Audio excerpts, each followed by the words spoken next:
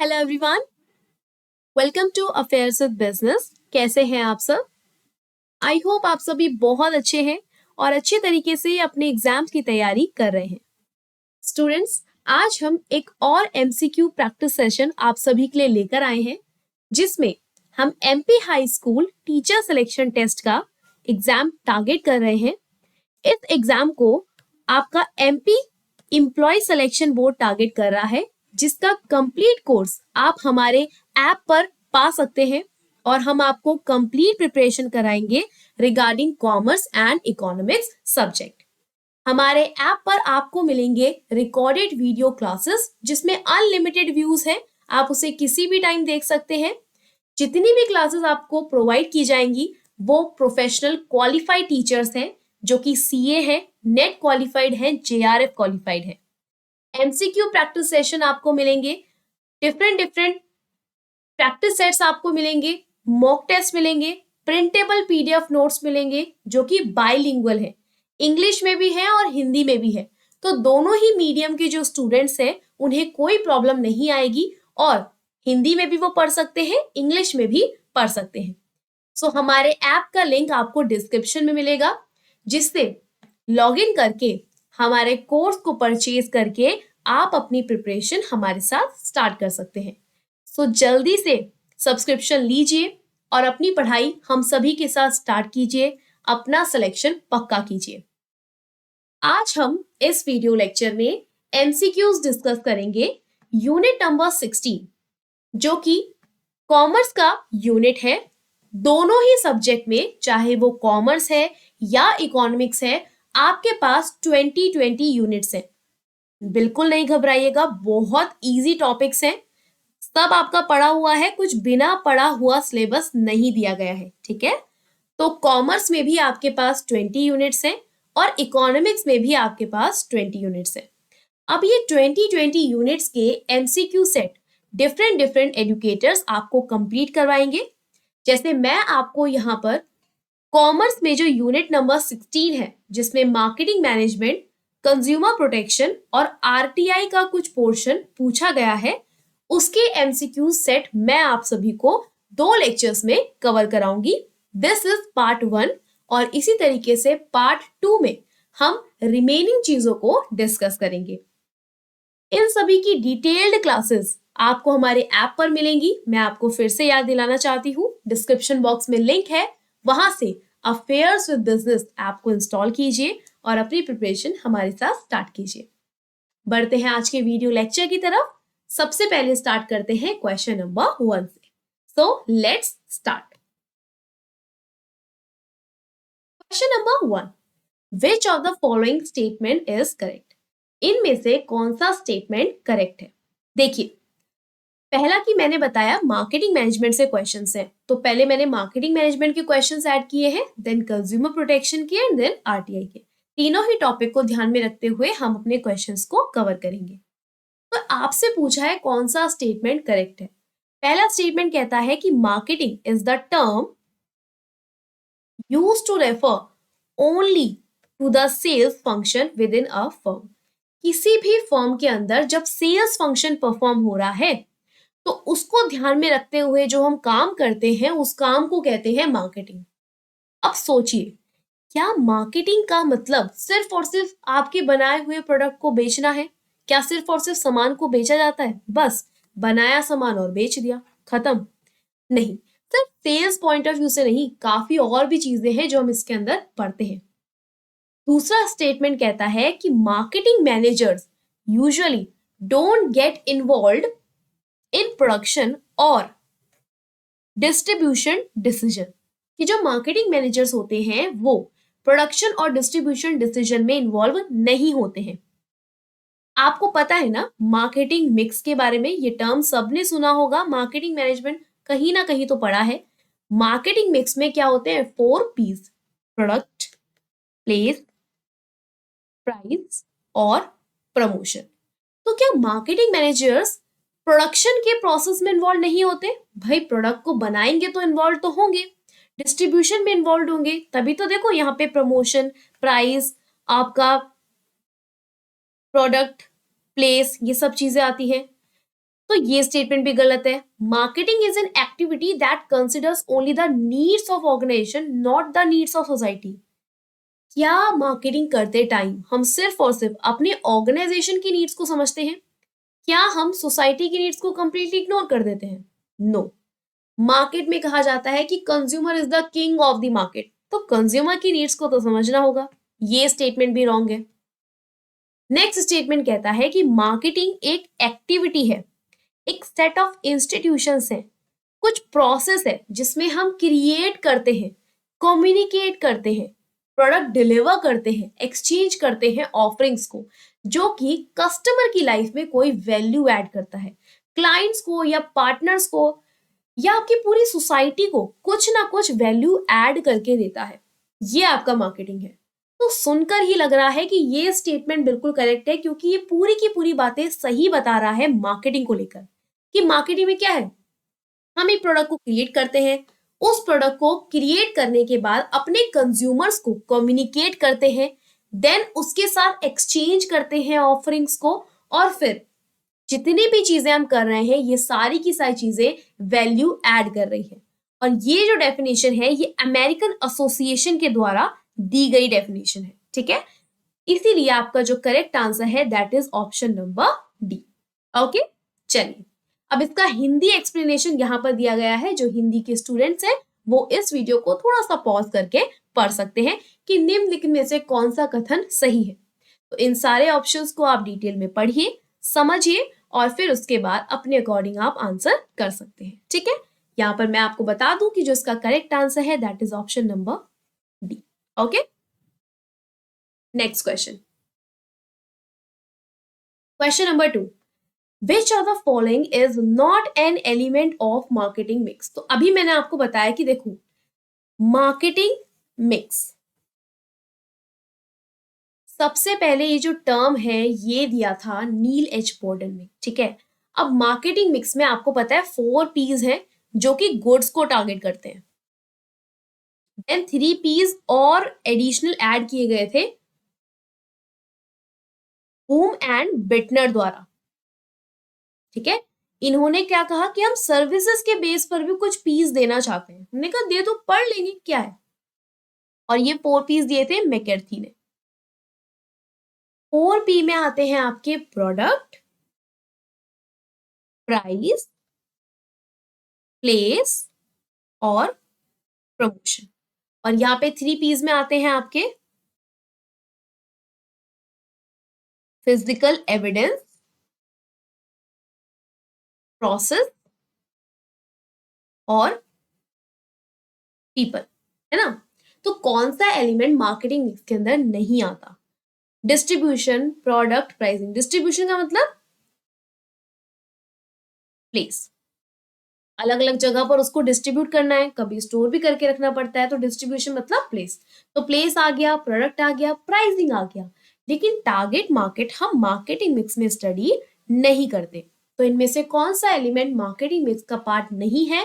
That is option number C, है ना। इसकी जगह पे हम प्रमोशन यूज कर सकते थे टर्म,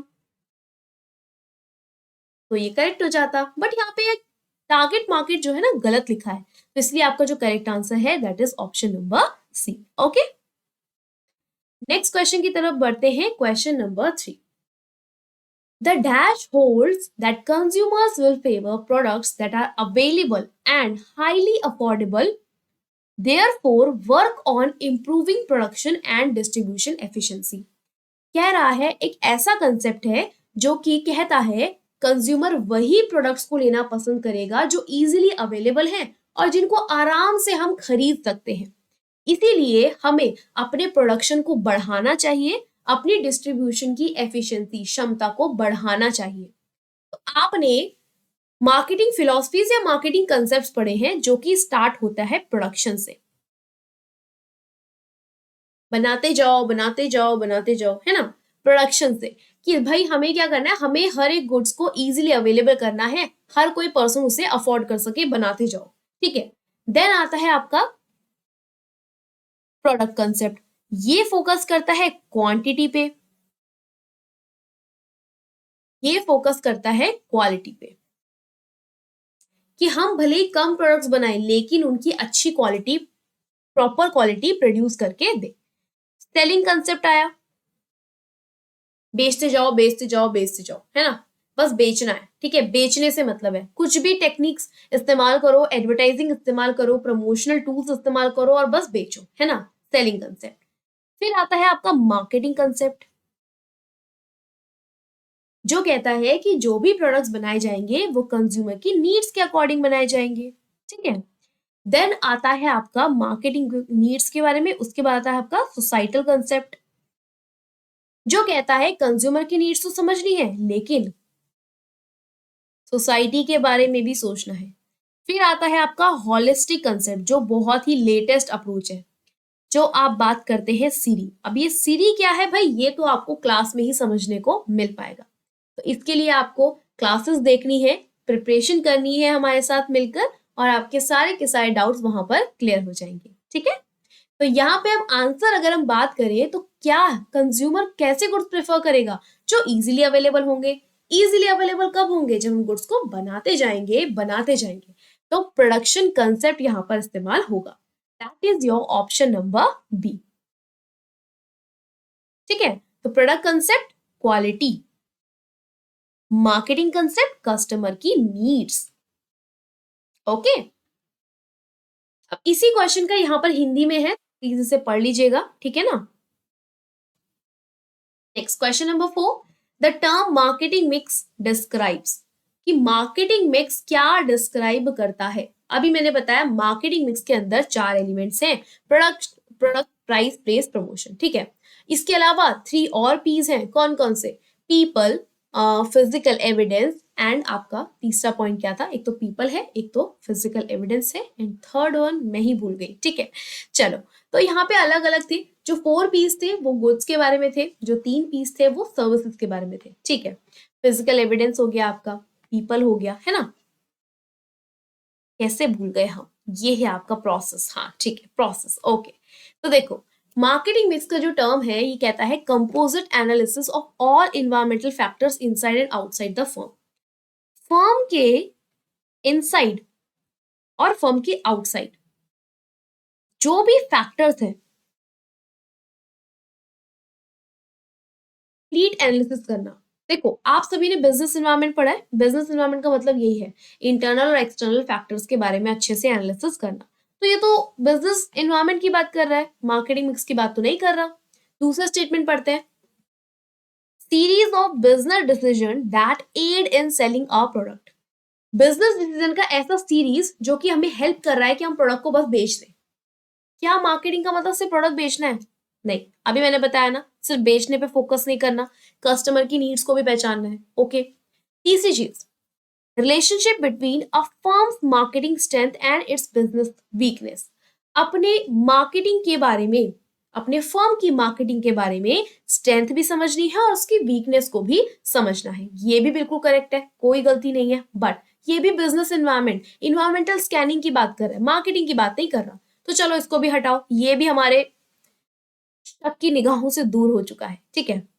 अब blending of 4 strategic elements to satisfy specific target markets, product,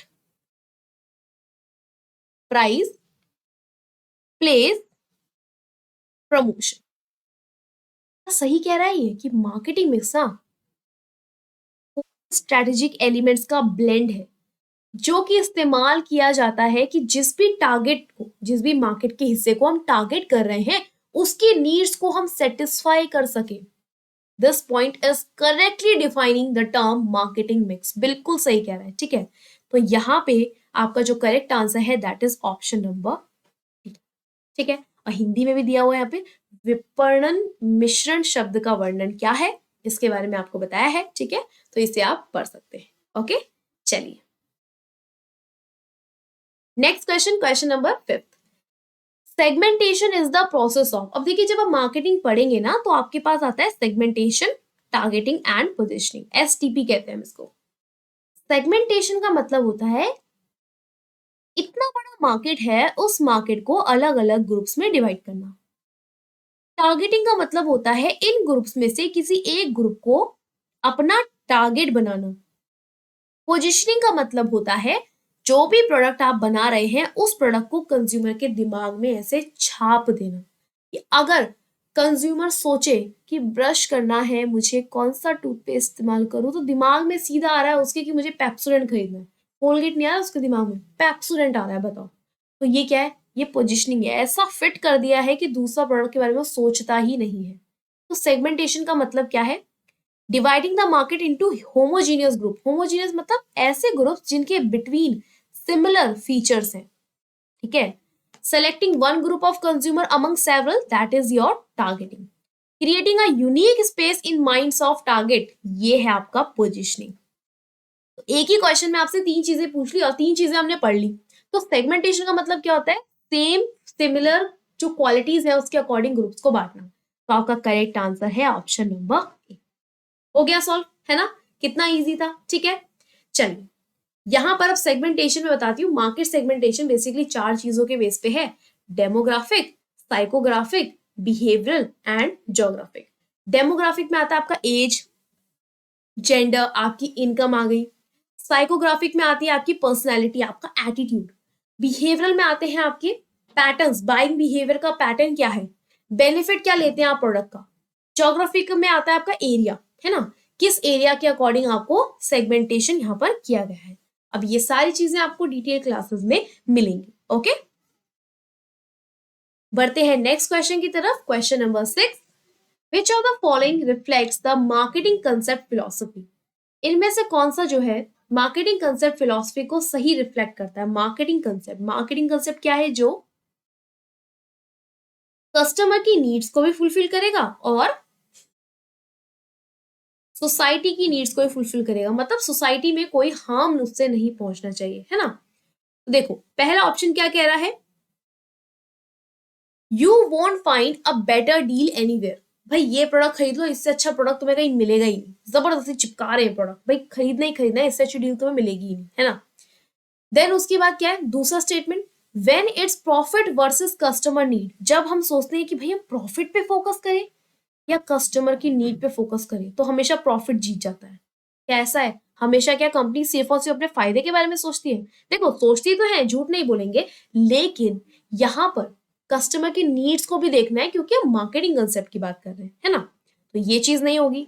तीसरा, we are in the business of making and selling superior product. भाई क्या हमें सिर्फ सुपीरियर प्रोडक्ट बनाने हैं कि भाई अच्छी क्वालिटी के प्रोडक्ट बनाएंगे सिर्फ और सिर्फ बस? मतलब जो मिडिल क्लास पर्सन है वो अफोर्ड ही ना कर सके, जो पुअर पर्सन है वो अफोर्ड ना कर सके? नहीं, हमें ऐसे प्रोडक्ट बनाने हैं जो हर एक पर्सन अफोर्ड कर सके, उसकी क्वालिटी भी अच्छी हो, परचेजिंग पावर के अंदर वो आता हो, है ना। तो मार्केटिंग कंसेप्ट को ये रिफ्लेक्ट नहीं कर रहा। Next, we won't have a marketing department, we have a customer department. हमारे पास कोई मार्केटिंग डिपार्टमेंट नहीं है चलेगा, बट कस्टमर डिपार्टमेंट होना चाहिए। मतलब कस्टमर की नीड्स को आइडेंटिफाई करके ही हम अपने प्रोडक्ट को बनाएं, ऐसा एक डिपार्टमेंट हमारे पास होना चाहिए, एक रिसर्च डिपार्टमेंट होना चाहिए, है ना। तो इसीलिए आपका जो करेक्ट आंसर है that is option number D, ठीक है। चल next, marketing channel that involves no intermediaries to make their product available to final buyers. देखो आप क्या करते हैं, एक मैन्युफैक्चरर सामान को बनाता है और उसको अपने कस्टमर तक पहुंचाता है, ठीक है। अब इसके डिस्ट्रीब्यूशन के दो तरीके होते हैं, या तो ये डायरेक्टली पहुंचाए, डायरेक्टली, ठीक है, या फिर इनडायरेक्ट पहुंचाए, जिसमें पहले आएगा होलसेलर, देन आएगा रिटेलर एंड देन आएगा कस्टमर। एक चेन बन जाती है ना। 0 लेवल, 1 लेवल, 2 लेवल, अब ये सब चीजें आपको क्लासेस में मिलने वाली है डिटेल्ड में, ठीक है। तो मार्केटिंग चैनल जिसमें कोई इंटरमीडियरी नहीं है, तो वो कौन सा चैनल है? डायरेक्ट चैनल है, जहां पर कोई इंटरमीडियरी नहीं है, सीधा प्रोडक्ट जो बन रहा है मैन्युफैक्चरर से डायरेक्टली कस्टमर तक पहुंच रहा है। तो ऑप्शन नंबर ए आपका करेक्ट आंसर यहाँ पे, डायरेक्ट चैनल, ठीक है। तो डायरेक्ट चैनल होता है, इनडायरेक्ट चैनल होता है। इनडायरेक्ट चैनल जहां पे कुछ ना कुछ इंटरमीडियरीज होते हैं, डायरेक्ट चैनल जहां पे कोई इंटरमीडियरीज नहीं है ना। तो option A is your correct answer, okay. Next question, question number 8, dash is a broad range of activities concerned with efficient movement finished goods from the end of production line to the consumer। Goods बनकर तैयार हो गए, ये है आपके goods, ठीक है। इसके अंदर कुछ तो है, मतलब लग रहा है कि चॉकलेट्स है, ठीक है। इसके अंदर ये चॉकलेट्स है और ये प्रोडक्शन लाइन से आउट हो चुकी है, फिनिश गुड्स बन चुकी है और कंज्यूमर के पास पहुंचने वाली है। जो भी है ये कंज्यूमर बहुत खुश है आज, क्योंकि इसे चॉकलेट्स मिलने वाली है ना।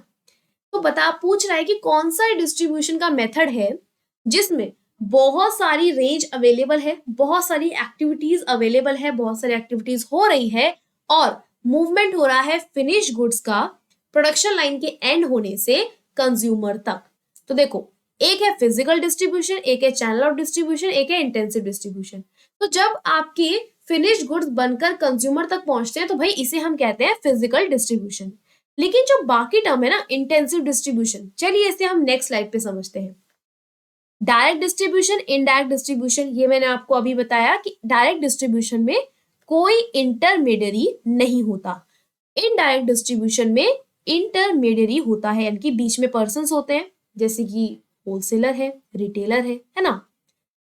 अब मार्केटिंग चैनल की कुछ स्ट्रैटेजीज है। इंटेंसिव डिस्ट्रीब्यूशन सब जगह अवेलेबल है। एक्सक्लूसिव डिस्ट्रीब्यूशन जो पर्टिकुलर कुछ स्टोर्स पे ही अवेलेबल है। सेलेक्टिव डिस्ट्रीब्यूशन कि जहां पर हमने सिलेक्ट किया बस वहां वहां पर अवेलेबल है। कहते हैं ना, जैसे वो एक्सक्लूसिव ड्रेस है मेरा, तो मेरा एक्सक्लूसिव शूज है, मतलब इसके तो सिर्फ और सिर्फ 5 पेयर ही बने थे और एक पेयर देखो मेरे पास है, एक्सक्लूसिव प्रोडक्ट मेरे पास है। तो उसका डिस्ट्रीब्यूशन क्या है? Exclusive distribution. और जो बगल की दुकान में अवेलेबल है, इंटेंसिव डिस्ट्रीब्यूशन। सेलेक्टिव डिस्ट्रीब्यूशन जो कहीं कहीं जगह पर स्टैब्लिश है, जैसे डोमिनोज पिज्जा, अब हर सिटी में नहीं है लेकिन कुछ कुछ सिटीज में, तो वो सेलेक्टिव डिस्ट्रीब्यूशन है ना। अब एक्सक्लूसिव अगर मैं बोलूं भाई डोमिनोज जो है ना सिर्फ वो सिर्फ 4 स्टेट में है बस, तो एक्सक्लूसिव हो जाएगा कि इसके अलावा कहीं है ही नहीं। ओके, तो ये कुछ मार्केटिंग स्ट्रैटेजीज होती हैं जिन्हें हम डिटेल में क्लासेस में कवर कर रहे हैं। तो again I am reminding you, description box में लिंक है, तो जल्दी से जाकर कोर्स परचेज कीजिए, हमारे साथ जुड़िए और हमारे साथ अपनी प्रिपरेशन को स्टार्ट कीजिए। ओके, चलिए next question, which of the following is not, ध्यान से पढ़िएगा भाई, ये जो वर्ड है ना नॉट, ये बहुत खतरनाक है। मतलब ये ऐसे गायब हो जाता है जब हम क्वेश्चन को पढ़ते हैं, मतलब ऐसे पढ़ते हैं question, which of the following is the requirement for setting advertising objective. Okay, option number C correct, गलत। Which of the following is not a requirement for setting advertising objectives. अगर मैं एडवर्टाइजिंग करना चाहती हूँ तो उसके कुछ ऑब्जेक्टिव्स होंगे, है ना, कि भाई क्यों मैं एडवर्टाइजिंग करना चाहती हूँ। तो इनमें से कौन सा ऑब्जेक्टिव नहीं है पूछ रहा है। तो देखो, objective must specify the amount of change. आप देखते हैं इतने सारे टीवी एडवर्टाइजमेंट बनते हैं, अच्छा मैगी सबको पसंद है, सब बड़े मजे लेकर खाते हैं, है ना, सबको पसंद है, लेकिन मैगी का एडवर्टाइजमेंट क्या सेम है? अभी भी वही चल रहा है? नहीं, चेंज होती रहती है कि देखो अब इसमें एक्स्ट्रा वेजिटेबल्स हैं, देखिए अब इसमें कोई जीत रहा है तो उसको विनिंग प्राइज दिया जा रहा है कि मैगी बनेगी तुम्हारे लिए। तो अमाउंट ऑफ चेंज है ना, हम देखते हैं कि हमें कोई प्रोडक्ट जब हम उसका एडवर्टाइजिंग करेंगे तो कितना चेंज उसमें रिक्वायर्ड होगा। दूसरी, objectives must be stated in terms of profit. क्या हम जो भी एडवर्टाइजिंग ऑब्जेक्टिव बनाएंगे वो सिर्फ और सिर्फ प्रॉफिट बेस पर स्पेसिफाई होना चाहिए? भाई सोसाइटी में भी तो कुछ इम्पैक्ट डालना चाहिए ना। जैसे आप देखते हैं निहार शांति आमला, तो क्या कहता है कि इसका 2% जाता है बच्चों की शिक्षा की ओर। तो वो क्या है, वो एडवर्टाइजिंग के सिर्फ इसलिए करी है कि हमें वहां से प्रॉफिट लेना है? नहीं, हमें कुछ ना कुछ सोसाइटी में इम्पैक्ट डालना है, हमें कुछ CSR एक्टिविटीज भी करनी है ना। ऑब्जेक्टिव्स मस्ट बी रियलिस्टिक होने चाहिए। Objective must be internally consistent, consistent होने चाहिए, जो आपको सेम रिजल्ट्स दे, आपको बताएं कि कहाँ पे इंप्रूवमेंट की जरूरत है। तो इन टर्म्स ऑफ प्रॉफिट आप ऑब्जेक्टिव्स को नहीं देखेंगे, ठीक है, in terms of profit object को नहीं देखेंगे, hence it is your correct answer option number. Okay, question number 10, what is product development in functions of marketing. जब हम मार्केटिंग के फंक्शन की बात करते हैं, प्रोडक्ट डेवलपमेंट का मतलब क्या है? प्रोडक्ट, आपने कस्टमर की नीड्स को आइडेंटिफाई करा, आपने रिसर्च करी, आपको पता चला कि ठीक है मार्केट में इस समय ये प्रोडक्ट की जरूरत है, आपने क्या किया, उस प्रोडक्ट की नीड को अंडरस्टैंड करते हुए एक प्रोडक्ट लॉन्च कर दिया। उस प्रोडक्ट की टेस्टिंग करी, पहले तो आइडिया सोचे, फिर उसकी टेस्टिंग करी, आइडिया सेलेक्ट करके मार्केट में कमर्शियलाइजेशन किया, देन रिव्यूज लिए, है ना, पूरा स्टेप है इसका। तो what is product development? Product development का मतलब क्या है भाई? प्रोडक्ट डेवलपमेंट का मतलब है कि सिंपल हम वो प्रोडक्ट बनाए जो किसी कंज्यूमर की नीड्स को सेटिस्फाई करे। बना के कुछ भी रख दो प्रोडक्ट, लेकिन जब तक वो प्रोडक्ट कस्टमर की नीड्स को सेटिस्फाई नहीं कर रहा उसका कोई पर्पस नहीं है ना। तो what is product development? It is a product that suits the need of the consumer. ठीक है, तो इंफॉर्मेशन गैदर करना ये तो आपका मार्केट रिसर्च है। कंपनी के ऑब्जेक्टिव सेट करना ये तो डिफरेंट एस्पेक्ट हो गया। यूनिफॉर्मिटी बताना, तो यूनिफॉर्मिटी आता है आपके जब आप प्रोडक्ट का स्टैंडर्डाइजेशन करते हो या उसकी ग्रेडिंग करते हो, सिंप्लीफाई करते हो उसको, है ना, तो वो उसकी यूनिफॉर्मिटी के अंदर आता है। प्रोडक्ट डेवलपमेंट की बात कर रहे हैं, that is it depends upon the need of the consumer कि आपको कैसा प्रोडक्ट मैन्युफैक्चर करना है। तो आपका जो करेक्ट आंसर है that is option number C. Okay, next question, question number 11, what is standardisation and grading? तो ये मैंने अभी बताया, स्टैंडर्डाइजेशन और ग्रेडिंग का मतलब क्या होता है, यूनिफॉर्मिटी को लेकर आना, है ना, एक स्टैंडर्ड सेट होता है ना। अब देखो, आप जब कुछ खरीदने जाते हो, जैसे कि आप मिल्क खरीदने जाते हो, ठीक है, मिल्क खरीदते हो तो कितना खरीदते हो भाई, कि चलो आधा किलो कर दो या 1 किलो कर दो, 1.5 किलो कर दो, ठीक है। क्या कोई ऐसा कहता है 1.25 किलो कर दो, 1.25 किलो कर दो? नहीं, स्टैंडर्डाइजेशन बनाया कि आधा किलो, 1 किलो, 1.5 किलो, ठीक है। ऐसे आप दाल खरीदने जाते हैं, 1 पाव, आधे किलो, है ना, ऐसा बोलते 10 रुपए की दाल दे दो, अच्छा नहीं लगता। कपड़े खरीदने जाते हो भाई, medium size, L size, XL, है ना, डबल एक्सएल, तो स्टैंडर्डाइजेशन सेट किया है। ये क्या है आपका स्टैंडर्डाइजेशन एंड ग्रेडिंग। ग्रेडिंग का मतलब होता है प्रोडक्ट की क्वालिटी के बेस पर, A grade, B grade, A++, ऐसा ग्रेड, है ना। तो ये क्या है आपका स्टैंडर्डाइजेशन और ग्रेडिंग, जो कि यूनिफॉर्मिटी को इंश्योर करता है किसी भी प्रोडक्ट के अंदर। तो आपका जो करेक्ट आंसर है यहाँ पर option number D. Okay, next, what is packaging and labelling in functions of marketing? तो देखो, किसी भी प्रोडक्ट में उसकी पैकेजिंग और लेबलिंग ना, उसको एक तरह से प्रोडक्ट को इस तरह से बनाया जाता है कि उसकी पैकेजिंग इतनी खूबसूरत हो कि इंसान को, मतलब कंज्यूमर को देखते ही उसका मन करे खरीदने का। ठीक है, जैसे आप टेडी बियर्स, लड़कियों की कमजोरी होती है ना टेडी बियर्स खरीदना, ठीक है, तो कहीं पे भी टेडी बियर देखा ऐसे मन में क्या आता है कि इसे खरीद लेते हैं, कितना खूबसूरत वो बनाया जाता है। तो वही बात है कि first impression is the last impression किसी भी प्रोडक्ट का। वहीं अगर उस टेडी बियर की ऐसे आंख, मतलब ऐसे टूटी फूटी हो, उसके कपड़े गंदे हो, क्या मन करेगा आपका लेने का? नहीं करेगा। तो ये क्या है कि भाई पैकेजिंग और लेबलिंग किसी भी प्रोडक्ट की इसलिए बनाई जाती है कि उसका इंप्रेशन इतना मस्त पड़े ना कि मन करे प्रोडक्ट खरीदने का। कई बार ऐसा होता है कि प्रोडक्ट अच्छा नहीं होता, लेकिन हम उसे सिर्फ इसीलिए खरीद लेते हैं कि भाई खूबसूरत दिख रहा था, तो देखकर ना मजा आ रहा था। जैसे आपने देखा है Kinder Joy, Kinder Joy product है ना, जो देखने में इतना प्यारा, इतना अच्छा लगता है ना, उसका प्राइस देखो कितना महंगा है। अंदर क्या मिलता है उसमें, छोटा सा टॉय और 2 वो बॉल्स होती हैं खाने के लिए, छोटे से चॉकलेट टाइप में। तो क्या है उस प्रोडक्ट में? कुछ भी नहीं, लेकिन बच्चों को पसंद आ रहा है, बच्चे उसको ले रहा, पेरेंट्स को उसे लेना पड़ रहा है। That is packaging and labelling. इस तरह से डिजाइन करते हैं कि मन करता है ले लो, ठीक है। तो पैकेजिंग और लेबलिंग क्या है कि first impression of your product, product का पहला इंप्रेशन क्या पड़ रहा है, देखते ही ऐसे मन कर रहा है कि बस ले लो, है ना। आईफोन देखते ही मन कर रहा है कि आधा खाया हुआ सेव, यही फोन खरीदना है ना। सेपरेट एंटिटी, ये तो आपका ब्रांड बनाता है, सेपरेट एंटिटी, ब्रांड इमेज हो गया, है ना।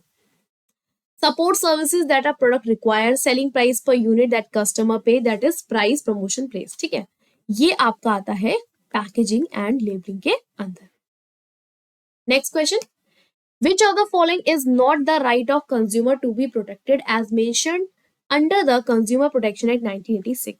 अब 1986 की बात करो या 2019 में जो नया एक्ट आया है कंज्यूमर प्रोटेक्शन एक्ट, उसने रिप्लेस कर दिया कोपरा 1986 को। अब कौन सा है? कोपरा 2019, ठीक है। अब यहां पर हमारे पास राइट टू कंज्यूमर एजुकेशन बिल्कुल है कि जागो ग्राहक जागो, कंज्यूमर को जागरूक बनाओ। Right to be informed about quality and purity of goods sold, जो गुड्स आप बेच रहे हैं, है ना, उसकी इंफॉर्मेशन कंज्यूमर के पास होनी चाहिए कि कितना प्योर है, किसकी इसकी क्वालिटी कैसी है। Right to seek redressal against unfair trade practices and unscrupulous exploitation of consumer. अगर जो है कंज्यूमर के साथ कुछ गलत हो रहा है, कुछ गलत प्रैक्टिसेस हो रही हैं, तो उसके रिगार्डिंग उनको सॉल्यूशंस प्रोवाइड करें। ये एक कस्टमर का अधिकार है कि वो सॉल्यूशंस मांगेगा, वो चाहेगा कि भाई मैं कंप्लेन कर रहा हूं तो उसको देखा जाए।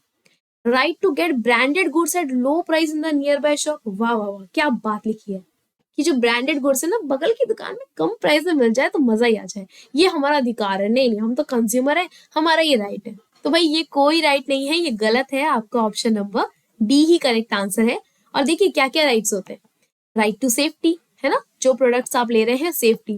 और किसी ने आपको ऐसी आयरन दे दी जिसका ना वायर निकला हुआ था, आयरन करी कपड़ों पे और जब उसको प्लग इन किया तो शॉक लग गया, ऐसे मतलब स्पाइक्स बन गए, बाल खड़े हो गए, है ना, ये नहीं होना चाहिए। तो राइट टू सेफ्टी है, ठीक है। राइट टू चूज, क्या खरीदना है क्या नहीं आपका अधिकार है। आप जो है कंज्यूमर है तो आपका अधिकार है कि आप क्या खरीदना चाहते हैं और क्या नहीं। कभी भी सेलर के पॉइंट ऑफ व्यू से बताइएगा कि अरे मैडम कितनी अच्छी लग रही है ड्रेस आप पे, ले लीजिए। चाहे वो इंसान जबरदस्ती उस पर घुसा हुआ है, चाहे उस पर अच्छा नहीं लग रहा है, फिर भी एक सेलर यही कहता है कि मैडम बहुत अच्छा लग रहा है, ले लीजिए, आपके लिए बनाए ये पीस, तो ले लीजिए इसे। कभी नहीं सुनना। राइट टू बी हर्ड, सुनिए बात को, हम कंज्यूमर है, हमारा अधिकार है, हमारी बात सुनिए। राइट टू बी इन्फॉर्म्ड, कि आपको जितनी भी जरूरत है इन्फॉर्मेशन की वो आप मांग सकते हैं, आपका अधिकार है। राइट टू हेल्दी इन्वायरमेंट, ये हेल्दी नहीं, हेल्दी इन्वायरमेंट, हेल्दी इन्वायरमेंट मिले। राइट टू रिड्रेस, प्रॉब्लम को हमारी सॉल्व की जाए, कंज्यूमर को जागरूक किया जाए, है ना, जो जितनी भी बेसिक नीड्स है उसका राइट एक कंज्यूमर रखता है, ठीक है। तो अब देखो कंज्यूमर प्रोटेक्शन एक्ट में दो चीजें हैं, एक 1986 का है, एक 2019 का है। तो कुछ चेंजेस यहाँ पर आए हैं, जैसे इस टाइम पे अगर कंप्लेन करनी थी तो डिस्ट्रिक्ट में अप टू 20 लाख आप कंप्लेन करते हैं, स्टेट में 20 लाख से 1 करोड़, नेशनल में अबव 1 करोड़। और जब आप बात करते हैं कंज्यूमर प्रोटेक्शन एक्ट 2019 की, तो ये 2019 के लिमिट्स है, लेकिन 2021 में ये चेंज हुई है। देखो यहाँ पर देखिएगा, 2021 में डिस्ट्रिक्ट कमीशन में अगर आपको कंप्लेन करनी है तो इसका अमाउंट 50 लाख से ज्यादा नहीं होना चाहिए, ठीक है। अप टू 50 लाख आप डिस्ट्रिक्ट कमीशन में कंप्लेन करिए। अगर 50 लाख से ज्यादा है कंप्लेन, 2 करोड़ तक है तो स्टेट कमीशन, और 2 करोड़ से ज्यादा है तो नेशनल कमीशन, ठीक है। तो ये आपका 1986 और 2019 में कुछ चेंजेस हुए थे। अब यहाँ पर ई कॉमर्स का भी इन्वेंशन हुआ एक तरीके से, ई कॉमर्स आया 2019 के अंदर, ठीक है। मीडिएशन सेल्स बनाए गए यहाँ पर, तो बहुत सारी चीजें, बहुत सारे फायदे हुए। ये चीजें आपको डिटेल्ड में आपको लेक्चर्स के अंदर मिलेंगी, वहां पर दोनों ही एक्ट्स को अच्छे तरीके से समझाया गया है, ठीक है। Next question, dash states that a consumer should know that the reliefs available to him in case of a product और service falls short of his expectation. ये कौन सा अधिकार की बात कर रहा है जिसमें कंज्यूमर को ये आश्वासन दिलाया जाता है कि अगर आपके साथ कुछ गलत होता है, जो आपने उम्मीद किया था उसके अलावा कुछ गलत आपके साथ हो जाता है, तो चिंता मत कीजिए, आपके लिए इसका सोल्यूशन है। ये क्या है? ये है राइट टू सीक रिड्रेसल, जहां पे आप सोल्यूशन की मांग कर रहे हैं कि क्या इसका निवारण है, क्या सोल्यूशन है, इसका अधिकार है आपके पास, तो ये राइट आपको बताता है, ठीक है। Next, which of the following can not file a complain under consumer protection act 1986। देखो अगर कंज्यूमर प्रोटेक्शन एक्ट 1986 के अंदर आपको कंप्लेन करनी है, 2019 के अंदर भी आपको कंप्लेन करनी है, तो कोई भी पर्सन कंप्लेन कर सकता है जो कंज्यूमर है, ठीक है। कोई सेंट्रल और स्टेट गवर्नमेंट का पर्सन भी कर सकता है, लीगल हेयर भी कर सकता है। किसी कंज्यूमर की डेथ हो गई तो उसका जो लीगल रिप्रेजेंटेटिव है वो भी कंज्यूमर कोर्ट में कंप्लेन कर सकता है। लेकिन अगर आपने गुड्स को ऑब्टेन किया है विदाउट एनी कंसिडरेशन, कोई पैसा पे नहीं किया, without any exchange, without any consideration, तो ये पर्सन कंप्लेन नहीं कर सकता, ठीक है।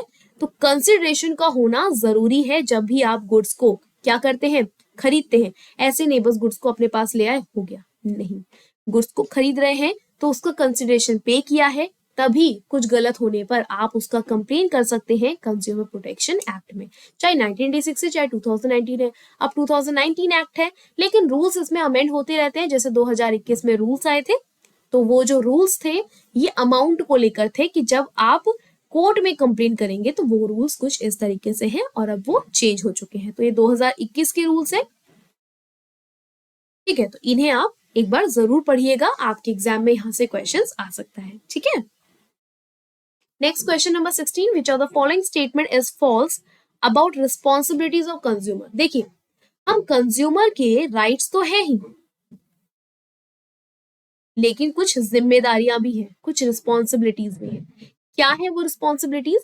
देखो, consumer must follow the instruction and use the product safely. बिल्कुल, आप जो प्रोडक्ट इस्तेमाल करने वाले उसका इंस्ट्रक्शन जरूर पढ़िएगा, हमेशा पढ़ना चाहिए। कोई भी अगर हार्मफुल प्रोडक्ट है ना तो कोशिश कीजिए कि आप उसका डिस्क्रिप्शन अच्छे से पढ़ें, इंस्ट्रक्शन अच्छे से पढ़ें, ये आपकी रिस्पॉन्सिबिलिटी है। Correct. Consumer must ask for cash memo that is proof of purchase. जब भी आप क्या करते हैं, कोई सामान खरीदते हैं तो मेक श्योर उसका बिल जरूर ले लें, कैश मेमो जरूर ले लें। कल के दिन अगर आप कंप्लेन करेंगे तो एक प्रूफ तो होना चाहिए ना कि आपने ये प्रोडक्ट खरीदा। आपके पास कोई रिसिट नहीं है, कोई बिल नहीं है, कोई कैश मेमो नहीं है, और आप कह दें कि भाई ये हमारे साथ फ्रॉड किया है इस पर्सन ने, मुझे इसके खिलाफ केस करना है, किस बेस पे करोगे? एक आपके पास कुछ ना कुछ होना चाहिए ना प्रूफ करने के लिए। तो ये भी आपका क्या है, रिस्पॉन्सिबिलिटी है कि आप पूछे, आप कैश मेमो मांगे। Consumer must file a complaint in a consumer court even if the amount loss is small. छोटे से छोटा आपका अगर अमाउंट है तो भी आप केस कर सकते हैं, बिल्कुल आपका यह अधिकार है। लेकिन a consumer must encourage unethical practices, जैसे कि ब्लैक मार्केटिंग को प्रमोट करना, होर्डिंग्स को प्रमोट करना। क्या आपको एज अ कंज्यूमर इसे इनकरेज करना है? नो, आपको इसे बिल्कुल भी इनकरेज नहीं करना। तो ये जो है, ये स्टेटमेंट आपकी रिस्पॉन्सिबिलिटीज को लेके फॉल्स स्टेटमेंट है, गलत स्टेटमेंट है। ठीक है, तो आपका करेक्ट आंसर क्या है यहाँ पे? Option number D. ठीक है, नेक्स्ट क्वेश्चन। अच्छा, हिंदी में भी है। हाँ, निम्नलिखित में से कौन सा कथन उपभोक्ता की जिम्मेदारियों के बारे में गलत है? उपभोक्ता को निर्देशों का पालन करना चाहिए और उत्पाद सुरक्षा का उपयोग करना चाहिए। उपभोक्ता को नकद नकद ज्ञापन यानी खरीद का प्रमाण मांगना चाहिए। उपभोक्ता को उपभोक्ता न्यायालय में शिकायत दर्ज करनी चाहिए, भले ही हानि की राशि कम हो। उपभोक्ता को कालाबाजारी, जमाखोरी आदि जैसी अनैतिक प्रथाओं को प्रोत्साहित करना चाहिए। नो, कोई प्रोत्साहन नहीं होगा यहाँ पे। This is wrong. Correct answer है आपका ऑप्शन नंबर डी। ठीक है, next question. Which of the following statement is not correct? कौन सा स्टेटमेंट करेक्ट नहीं है? A user of a manufactured defective goods used with the approval of buyer can file a case against manufacturer of defective goods. देखो, जब हम बात करते हैं ना कंज्यूमर की, कंज्यूमर वो पर्सन है जिसने कोई प्रोडक्ट को खरीदा है, या तो खुद के लिए या किसी और के लिए भी खरीदा है, तब भी वो कंज्यूमर कहलाएगा। ओके, अब ये प्रोडक्ट खरीदा तो कंज्यूमर तो बन गया। सपोज कीजिए इसे यूज करने वाला कोई दूसरा पर्सन है और ये इसका मैन्युफैक्चरर है, तो कौन सा स्टेटमेंट करेक्ट नहीं है ये पूछा है, नॉट। एक यूजर है जो मैन्युफैक्चर डिफेक्टिव गुड्स, मैन्युफैक्चरर ने कोई डिफेक्टिव गुड्स बनाया और उसके यूजर ने उसे यूज किया बायर के परमिशन के साथ, है ना? तो ये क्या कर सकता है, इस डिफेक्टिव गुड्स के बारे में केस कर सकता है मैन्युफैक्चरर पे, बिल्कुल कर सकता है, गलत प्रोडक्ट था। Consumer can file a complaint against manufacturer और डिफेक्टिव गुड्स, एक कंज्यूमर भी कर सकता है जो खरीद के लेकर आया था। A seller from whom the consumer had purchased the goods can file a case against manufacturer of defective goods. अब मैन्युफैक्चरर कोई और है भाई, सेलर कोई और है, सामान तो किसी और ने बेचा है, बनाया किसी और ने है, तो सेलर भी मैन्युफैक्चरर के खिलाफ केस कर सकता है, बिल्कुल। Buyer of the goods for which full payment is not yet made, goods का बायर जिसके खिलाफ पूरी पेमेंट नहीं हुई है, बट प्रॉमिस टू पे इन फ्यूचर, बट प्रॉमिस कर रहा है कि फ्यूचर में पे कर देगा, क्या ये केस कर सकता है मैन्युफैक्चरर के खिलाफ? नहीं, क्योंकि ये कंज्यूमर बनेगा ही नहीं, अभी तक इसे पेमेंट नहीं हुई है। बताया था ना, कंसिडरेशन होना जरूरी है। तो करेक्ट आंसर है आपका ऑप्शन नंबर डी। ठीक है, एक मिनट रुकिएगा यहाँ पर। हाँ जी, तो क्वेश्चन नंबर 17 का हिंदी में यहाँ पर बताया गया है, इससे आप पढ़ सकते हैं। ठीक है, question 18, which of the following statement is true with regard to the state commission? जब स्टेट कमीशन, देखो 3 कमीशन है आपके पास, स्टेट, डिस्ट्रिक्ट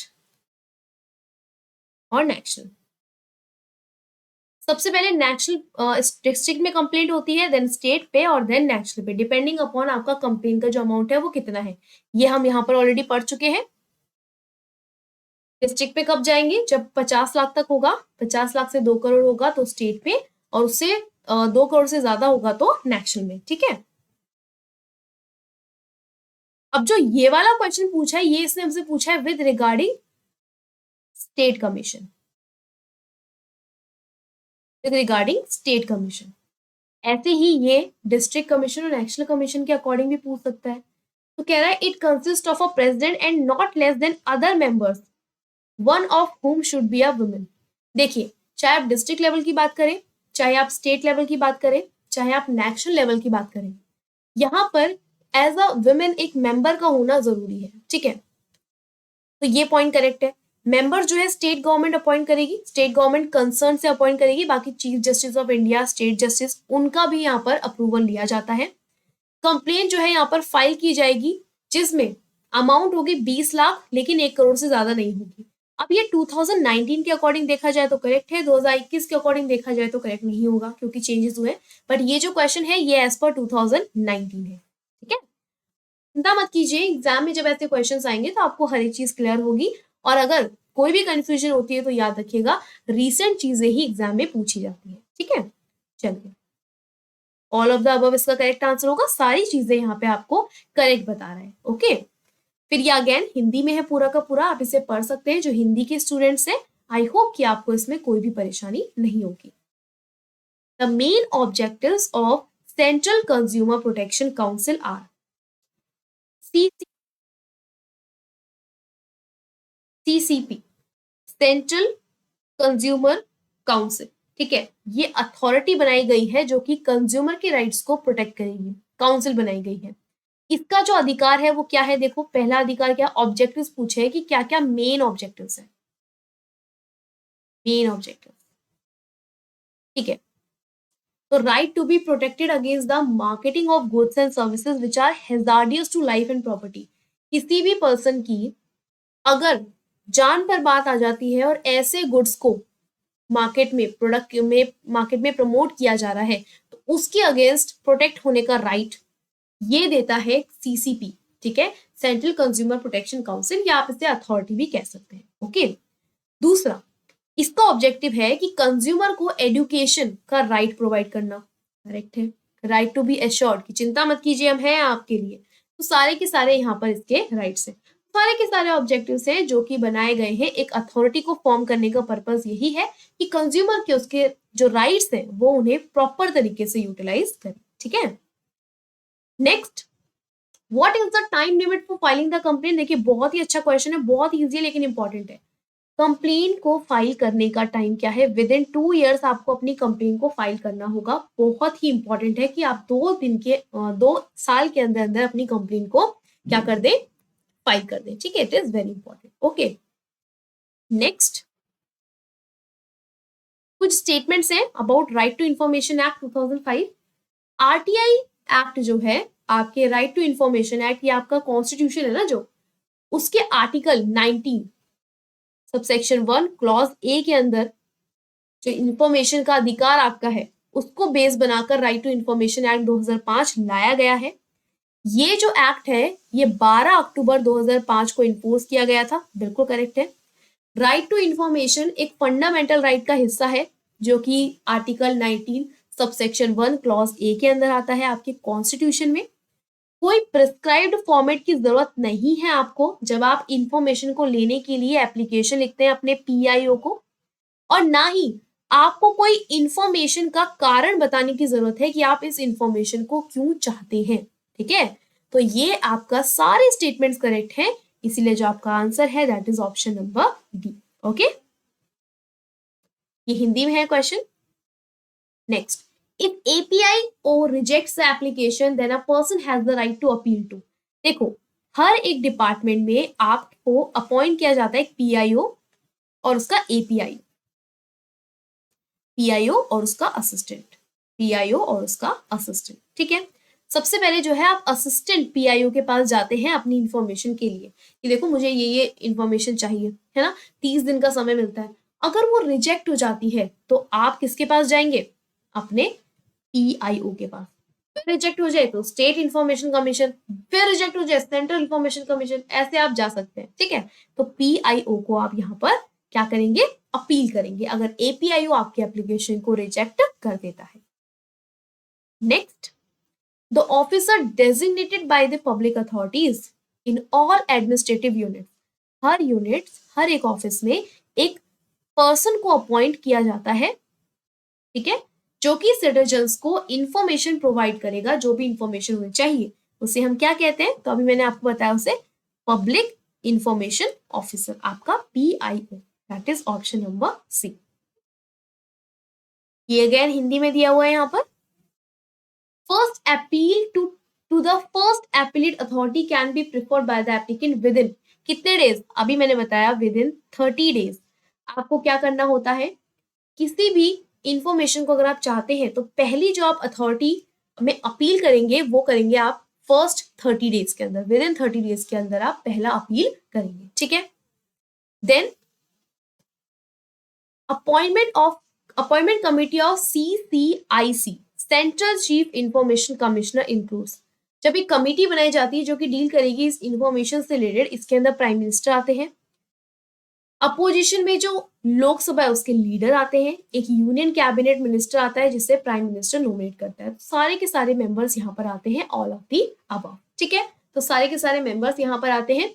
तो ये क्यों मेंबर्स बने हैं, ये मेंबर्स बने हैं आपके CIC को फॉर्म करने के लिए, यानी कि जो आपने कमिटी बनाई है for central chief information commissioner includes, क्या क्या आते हैं, ये लोग उसके अंदर आते हैं, ठीक है। तो ये था स्टूडेंट्स आपका आज का लेक्चर, जिसमें हमने अराउंड 25 क्वेश्चन को सॉल्व किया है। ये आपका पार्ट 1 था, और नेक्स्ट लेक्चर्स का पार्ट 2, जिसमें हम आगे के अगेन 25 क्वेश्चंस को प्रैक्टिस करेंगे, ठीक है। तो ये आपको मैं फिर से याद दिलाना चाहती हूँ कि हमारे एग्जाम जो है उसकी प्रिपरेशन ऐप से कर सकते हैं। कंप्लीट कोर्स अवेलेबल है कॉमर्स एंड इकोनॉमिक्स दोनों को लेकर। हमारे ऐप पर आपको रिकॉर्डेड लेक्चर्स मिलेंगे, क्वालिफाइड टीचर्स की क्लासेस मिलेंगी, प्रैक्टिस सेशंस मिलेंगे, प्रिंटेबल PDF नोट्स मिलेंगे बाइलिंगुअल में, ठीक है। मॉक टेस्ट मिलेंगे, और कहाँ पर, सिर्फ और सिर्फ एक ऐप है, that is affairs with business. Description box में लिंक है जिससे आप इसको इजीली एक्सेस कर सकते हैं, और PDF भी आपको इसका इजीली मिल जाएगा। इस PDF में मैं आपको आंसर्स जो है, वैसे तो आपने लेक्चर देखा है ना, लेकिन मैं आपको लास्ट स्लाइड पे सारे के सारे आंसर्स भी पेस्ट करके दे दूंगी, ताकि आपको यहाँ पे कोई भी परेशानी ना हो, ठीक है। तो ये था स्टूडेंट्स आज का सेशन, एंड उम्मीद करती हूँ कि आपने ये सेशन एंजॉय किया है।